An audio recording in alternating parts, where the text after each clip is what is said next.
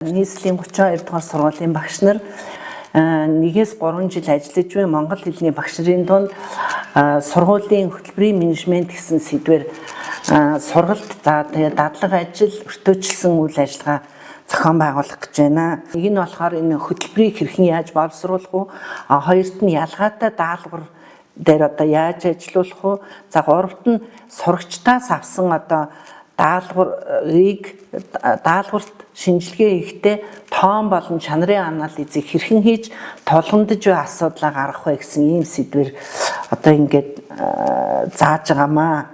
Сургалтын удирдамжийг багш маш сайтар уншиж судлах нь сургалтын үйл ажиллагаагаа зорилттой шинжлэх ухааны үндэслэлтэй зохион байгуулж тухайн хичээлээ сурагч ямар мэдлэг чадвар эзэмшиж тэр мэдсэн чадсан зүйлийг ямар шалгуураар үнэлэх вэ гэдгээ өөрөө анханасаа сайн задлан шинжилж чадах юм бол тухайн хичээлийг үр бүтээлтэй тооцоо судалгаатай явуулж чаднаа гэж ингэж үзэж өөртөө үйл ажиллагаанд мөрдлөг болгосон. Тэгээ энэ арга туршлагаасаа багш нартай хаваалцаад өнөөдөр сургалтаа зохион байгуулж байна. За ингээд шалгалтуудаа даалгавраа боловсруулад блюпринтийн дагуу даалгавраа боловсруулахдаа бүлэм таксономийн аргаар ингээд боловсруулангуудаа дараа нь ямар ач холбогдолтой гэхээр шалгалтын дараа бол суралцагчдын гүйцэтгэлд шинжилгээ хийж даалгавар хүн байсан уу, хөнгөн байсан уу, тохирцсон ямар байсан. За сурагчдын суралцах нь ямар байна? Нөгөө мэдлэгээ ойлгож өөрийн болгож авч чадчихна уу? Сурах арга барилаа олж юу? Нөгөө талаас багшлахууд ямар энд ер нь энэ төр үнэлгээний тал үнэлгээ болохоор багшлахын мэдээллийг өгдөг. Тэр нь бол ээлжид хичээлийг хэр чанартай хийсэн. Чанартай зохион байгуулж байгаа, үр хөөцтэй зохион байгуулж байгаа гэдэг нь болохоор харагддаг аа. За энэ 9 сард болсон онцлог шалгалт. Ажин монгол хэлний багш нарын тэгээд тоон бол нэрийн анализ ингээд нэгтгэхэд ингээд багш болгон өөрсдийнхээ хийсэн анализыг ингээд нэгтгэхэд за тэгээд чанарын анализаа ингээд бичээд өгнөлтөө гаргаад цааш тэрхэн яаж ажиллах вэ гэдгийг ингэж гаргадаг зүйлтэйдэг. Багш нарын энэ дахиц амжилтууд хэрхэн байна вэ гэх.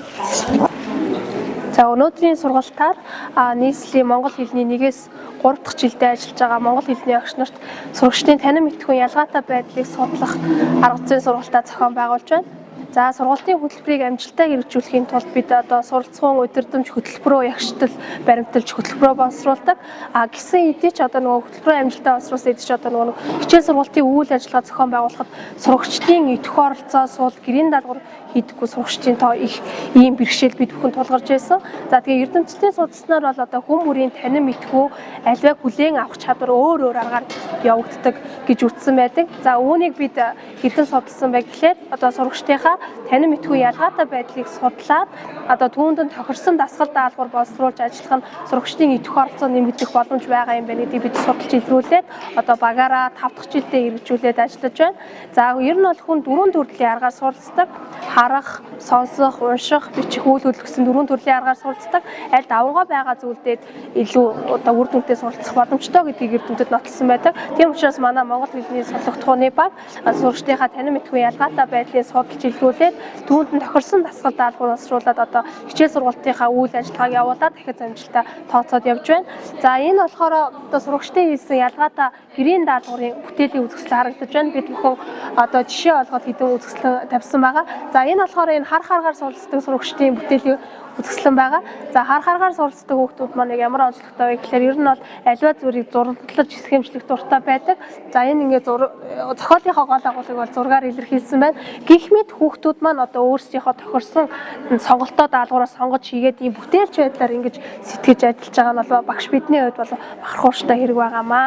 Эндээс бол хамгийн сурч мэдсэн гол чухал зүйл нь юу вэ гэхээр багш нар нь сурагчтай үнэлэхдээ тоон ихээсээ илүү чанарын үнэлгээ хийдэг нь надад маш их таалагдсан.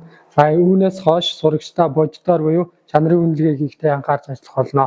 За өнөөдрийн сургалтыг зохион байгуулсан 32 дугаар сургуулийн монгол хэлний багш нар мөн үлзээгүй багштай баярлалаа гэж хэлье.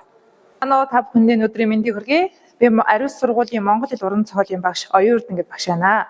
За ингээд залуу багш нарын чадрыг сайжруулах арга зүйн зөвлөгөө өгөх, сургуулийн хөтөлбөрийн менежментийг сайжруулах сургалтанда анх удаа хамрагдаж байна. За энэ сургалтын дээр болохоор маш олон давуу талтай, маш олон чадвар ахицыг үнэлэх тал дээр олон зүйлсийг сурч авлаа.